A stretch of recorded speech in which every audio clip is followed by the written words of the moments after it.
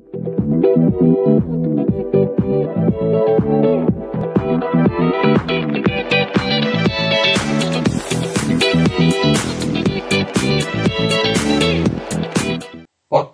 Jurnal Respirasi Talks.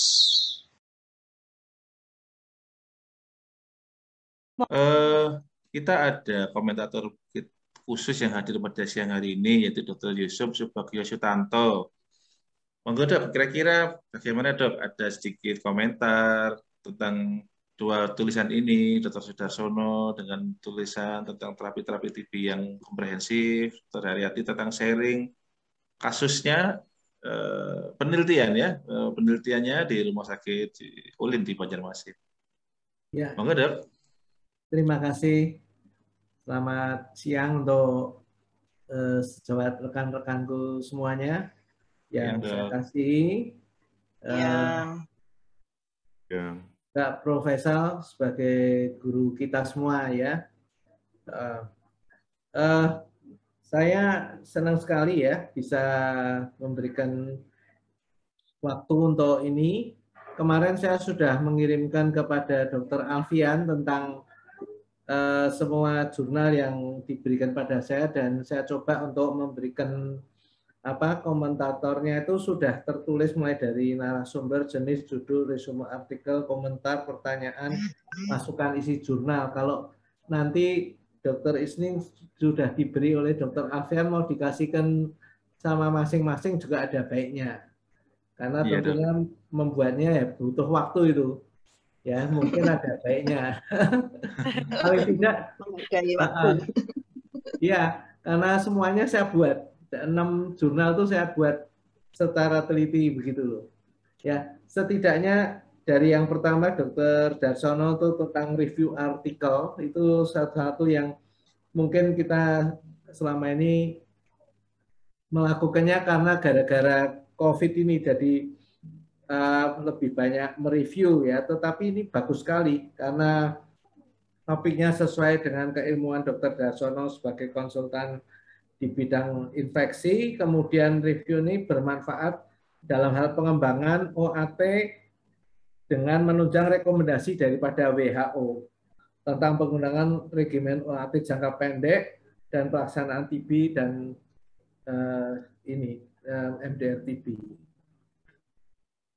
Boleh kalau saya menanyakan, yaitu penggunaan OAT regimen jangka pendek grup A itu yang Dr. Sana tulis dalam tabel 1 tadi, mungkin apakah dapat direkomendasikan sebagai OAT baru yang efektif? Ini kalau Dr. Sana punya waktu menjawab ya, saya terima kasih. Ya, masukannya ini sudah cukup bagus ya, jurnalnya, referensinya juga update, kemudian sistematikanya juga memenuhi standar yang diharapkan, dan isi artikelnya sesuai judul, tujuan, dan citasi referensi semuanya mendukung ya. Selamat ya Dr. Darsono, sudah biasa nulis, jadi bagus ya. Kalau yang dari Dr. Haryati juga terima kasih nih. Walaupun ini perkembangan, tetapi tetap secara klinis ini tetap akan bermanfaat ya, karena memang sudah dibuat beberapa waktu yang lalu, sekarang juga akan masih bisa dikembangkan ya, sesuai dengan lingkup keilmuan daripada Dr. Haryati. Ini memberikan sumbangsih informasi ilmiah terkait karakteristik mortalitas penyakit SARS di Indonesia. Nah, bagaimana ini kalau mau ditanyakan ya, memastikan bahwa terjadinya kematian pasien COVID ini 19 ini apakah memang karena faktor komorbid atau tidak? Ya, itu memang ya satu pertanyaan yang mungkin jawabnya bisa betul bisa salah ya, tapi kalau mau dijawab ya boleh ya, bagaimana kita bisa memastikan bahwa kematiannya COVID ini oleh sebab faktor komorbid. Mengenai isi jurnalnya ini juga permasalahan tentang COVID, ruang lingkupnya ini sudah sesuai. Kemudian artikelnya cukup lengkap ya, abstrak, pendahuluan, metode, hasil pembahasan, tabel data, kesimpulan, dan referensi, ini sesuai dengan tata tulis artikel yang sudah digariskan oleh pihak pengelola jurnal dari jurnal respirasi. Ya, sedangkan isi artikelnya ini juga baik karena pendahuluan tujuan metode penelitian, hasil pembahasan dan kesimpulannya selaras. Ya, jadi ada alur merah yang bisa didapatkan. Dan referensinya saya lihat juga cukup update semuanya ya. Saya kira itu yang bisa saya berikan komentar Dr. Isnin Anang untuk ini. Terima kasih. Baik, terima kasih Dr. Yusuf. Dan sehat selalu ya Dok. Iya. Mungkin ada satu komentar mungkin dari Dr. Darsono atau Dr. Haryati. Ya baik, saya terima kasih Dr. Yusuf atas komen-komennya ya yang memberi semangat pada saya untuk nulis-nulis lagi. Jadi itu memang pertanyaan yang menarik ya Dr. Yusuf ya, bahwa mengapa levofloxacin, moxifloxacin, bedaquiline dan linezolid menjadi grup utama ya primadona. Itu tidak lebih karena ada suatu meta-analisis yang menyertakan 12.000 lebih pasien dari 25 negara dan 50 penelitian. Ya, ternyata memang menunjukkan yang intinya itu adalah mengukur success rate-nya, success treatment rate-nya, kemudian juga relapse, ya, kemudian juga mortality-nya.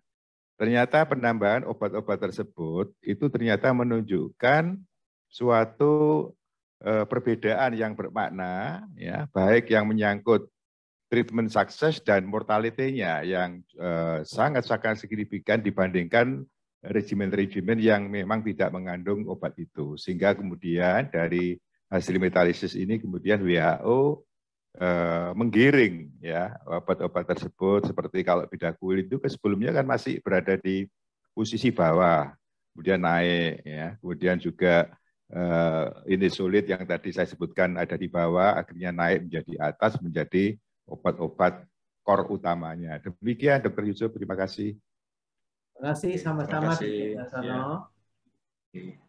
Baik, Dr. Haryati mungkin ada satu atau yang dikomentari, silakan.